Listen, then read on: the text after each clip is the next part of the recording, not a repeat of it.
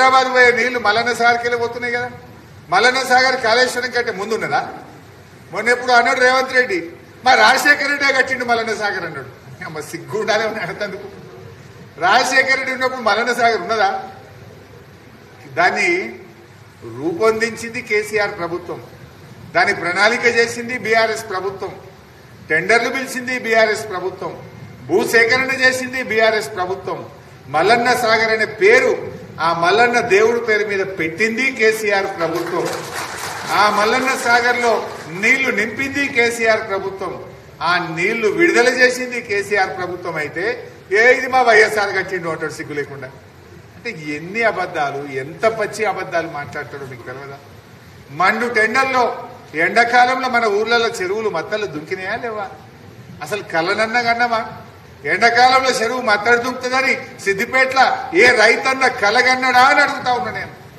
మన కళ్ళతో చూసినాం కదా, అవి కాళేశ్వరం నీళ్ళు అయిపటికే కదా ఎండాకాలంలో చెరువులు మత్తళ్ళు దుంకినాయి. చేపలు కూడా బంద్ అయిపోయాయి.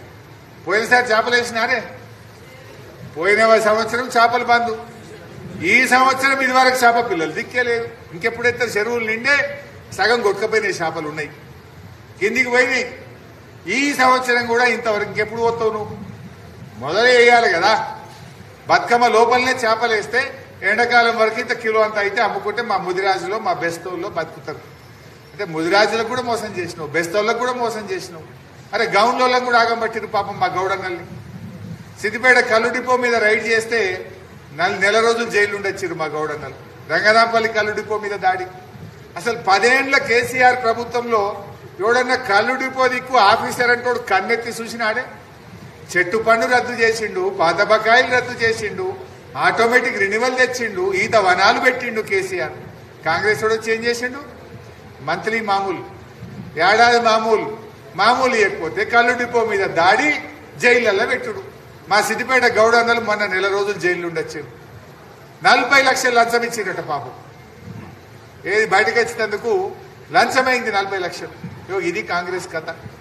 ఎవరినే నాయన మీరు పోగు పోసింది? ఎవరు రైతులను ఆగం చేస్తుంది, గౌడన్నలను ఆగం చేస్తుంది, మా మత్స్యకారులను ఆగం చేస్తుంది. ఎవరికన్నా ఒక్కరికి మీరు చేసిన మంచి పని ఏమైనా ఉందా? ఇంకా పిల్లల చదువులు ఖరాబ్ చేస్తారా ఎవడన్నా? ఫీజు రియంబర్స్మెంట్ ₹1 ఇయ్యలే రేవంత్ రెడ్డి. నేను ఛాలెంజ్ చేస్తున్నా, కరోనా వచ్చిన నాడు కూడా 1500 కోట్లు ఫీజు రియంబర్స్మెంట్ ఇచ్చిన మేము. మా ఎస్సీ ఎస్టీ బీసీ పిల్లల చదువులు దెబ్బతినద్దని. కరోనా వచ్చినా కష్టం వచ్చినా కేసీఆర్ రైతు బంధు ఆపలేదు, పిల్లల చదువులు ఆపకుండా ఫీజు రియంబర్స్మెంట్ పైసలు ఇచ్చిండు. నువ్వెందుకు ఇస్తలేవు? మూటలు ఢిల్లీకి మోయడానికే సరిపోతుందా? పిల్లల చదువులకు నీకు పైసలు ఇయ్యే చేతనైతే లేదా? ఏం చెప్పినావు ఆ రోజు? ఎందుకు పిల్లల చదువులకు పైసలు ఇవ్వవు కూడా మనం అడగాలి. అందుకే ఈ కార్డు దయచేసి మీరు ప్రతి ఇంటికి కూడా ఇవ్వాలి. ప్రతి ఇంట్లో 100 రోజుల్లో ఇస్తామన్నారు, 700 రోజులైంది, ఇంకా ఇవ్వలేదు కనుక కాంగ్రెస్ పార్టీ బాకీ పడ్డది. కట్టియాలి కదా, 3 నెలల తర్వాత అది కట్టియాలి కదా.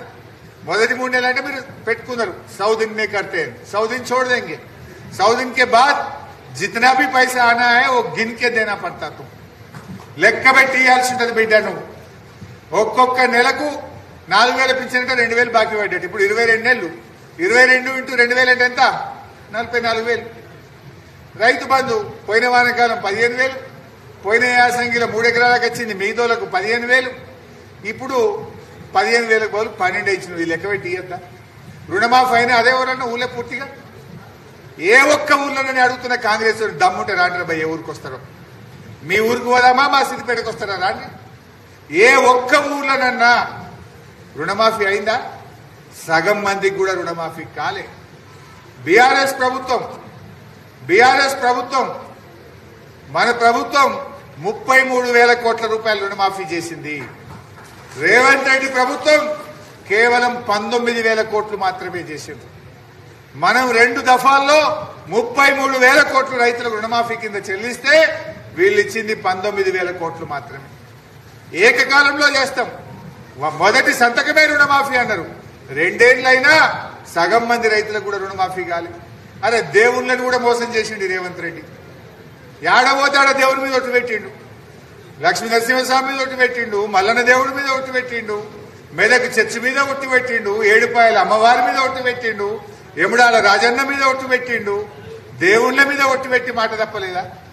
ఎందుకే మన సిద్దిపేటకు వచ్చి పాత బస్ స్టాండ్ కాడ ఏం చెప్పిండో రోజు 15 ఆగస్టు కల్లా రుణమాఫీ చేస్తా, సిద్దిపేటలో వచ్చి 1,00,000 మందితో మీటింగ్ పెడతా అన్నాడు. 15 ఆగస్టు పోయింది, మళ్ళీ 15 ఆగస్టు పోయింది. ఏడవాయనే పత్తకలేడు, ముఖం ఉందా వచ్చే ముఖం? ఏం మాట్లాడినావు నువ్వు ఆ రోజు? 15 ఆగస్టు కల్లా చేస్తాను మా సిద్దిపేట చౌరస్తాలో బస్ స్టాండ్ కాడ చెప్పినావు కదా. మరి 15 ఆగస్టు బాయ్, మళ్ళీ 15 ఆగస్టు బాయ్, ఇప్పుడు డిసెంబర్కి రావట్టి 2 ఏళ్ళు నిండబట్టే. ఎటు బాయ్ మాట్లాడేటప్పుడు ఏమైనా కొద్దిగానే ఉండాలన్నా వద్దా నీకు? ఏమైనా చీము నెత్తురు ఏమైనా కొద్దిగా లజ్జ ఉన్నదా నీకు? ఏమనుకుంటారు జనం? అరే నేను మాట తప్పితే పురాగా ఇజ్జత్ పోతుంది అనేది కొద్దిగానన్నా కడుపులో రక్తంలో ఉండాలన్నా వద్దా? మనిషికి మాట్లాడితే ఆలోచించుకోవాలి కదా. పురాగా పలసగా అయిపోతా, నేను పచ్చిపులుసు అయిపోతా, ఆగమైపోతుంది, నన్ను ఎవరు నమ్మడు, నన్ను చూస్తే నవ్వుకుంటారు, జోకులు వేసుకుంటారు అనన్నా కొద్దిగా లీడర్ అంటే ఉండాలన్నా వద్దా? అంటే ప్రజలు అంత అమాయకులా? ఇవాళ రేవంత్ రెడ్డి వచ్చినాక ఆ పదవి విలువ తీసేసిండు, పురాగా ఇజ్జత్ తక్కువ చేసి పడేసిండు. ఏటువంటి అంటే అబద్దాలు ఆడు, గెలవక ముందు అబద్దాలే, గెలిచినాక అబద్దాలే. మరి ఇటువంటి ఈ ప్రభుత్వాన్ని ఎండగట్టే బాధ్యత మీ మీద ఉంది. దయచేసి మండల నాయకులు, మండల ఇన్ఛార్జీలు ఇక్కడే ఉండి ఏ ఊరిది ఆ ఊరికి డిస్ట్రిబ్యూట్ చేయండి. మీరు రేపు పొద్దున్నే 8 గంటలకు నేను చూస్తా గ్రూప్లో ఎవరెవరు పార్టిసిపేట్ అయినో ఫోటోతో సహా చూస్తా. అన్ని ఊర్లలో కూడా మీరు ప్రతి ఇంటికి బాకీ కార్డు, కాంగ్రెస్ పార్టీ బాకీ కార్డును ప్రతి ఇంటికి ముట్ట చెప్పాలని కార్యకర్తలందరినీ నేను కోరుతా ఉన్నా. ఇంకోటి ఎలక్షన్స్ వచ్చినాయి, ఇంట్లో కూడా మోసమే చేస్తుండు బీసీలకు. సరే ఇది అవుతుందా కాదా, ఈ కోర్టు ఏందో కథ ఏందో 2-3 రోజులు అర్థమవుతుంది. 8 తారీఖు కావాలనే కోరుకుంటున్నాం మనం. ఎందుకంటే గ్రామ పంచాయతీలు నిర్వీర్యం అయిపోయినాయి. కనీసం చెత్త ఎత్తేటోడు లేడు, బుగ్గలేసేటోడు లేడు. గ్రామ పంచాయతీల్లో ప్రజలు ఇలా మలేరియా, డెంగ్యూ, వైరల్ ఫీవర్స్ వచ్చి బాధపడతా ఉన్నారు. ఒక సర్పంచ్ ఉంటే బాధ్యత ఉంటుంది, గ్రామం శుభ్రంగా ఉంటుంది, ప్రజలకు ఒక చెప్పుకోవడానికి ఒక వేదిక ఉంటుంది. అయితే నేను మీతో కోరేది, ప్రతి మండలానికి ఒక సమన్వయ కమిటీ వేసుకుందాం. అందరితో మాట్లాడిన తర్వాతనే టికెట్లు ఇస్తారు. ఒట్టిగా అటు ఇటు తిరుగుడొద్దు.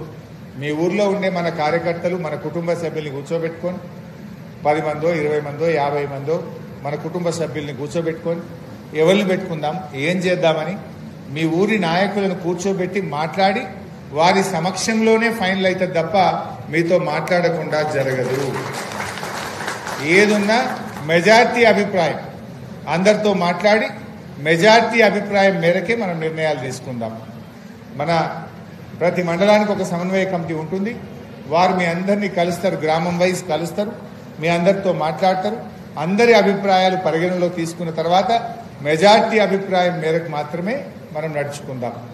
సో దయచేసి మీరు ఎవరు కూడా వ్యక్తిగతంగా ఇండివిజువల్గా తిరిగే బదులు మీ గ్రామ కుటుంబ సభ్యుల్ని మెజార్టీ ఒప్పించుకునే ప్రయత్నం చేయండి. మండలి ఉంటే మండల ముఖ్య నాయకులందరి మెజార్టీ నిర్ణయం మేరకే మండల స్థాయిలో కూడా మనం నిర్ణయం తీసుకోవడం జరుగుతుంది. సో దాన్ని దృష్టిలో పెట్టుకోండి. పండుగ అయిన తర్వాత మండల్ వైజు ముఖ్య నాయకుల సమావేశం, గ్రామ నాయకుల సమావేశం సమన్వయ కమిటీ వాళ్ళు పెడతారు. పండుగ అయిన తర్వాత మాట్లాడి 8వ తారీఖు కోర్టులు కూడా చూసుకొని మనం ముందుకు పోదాం. ఎవరు తొందరపడద్దు.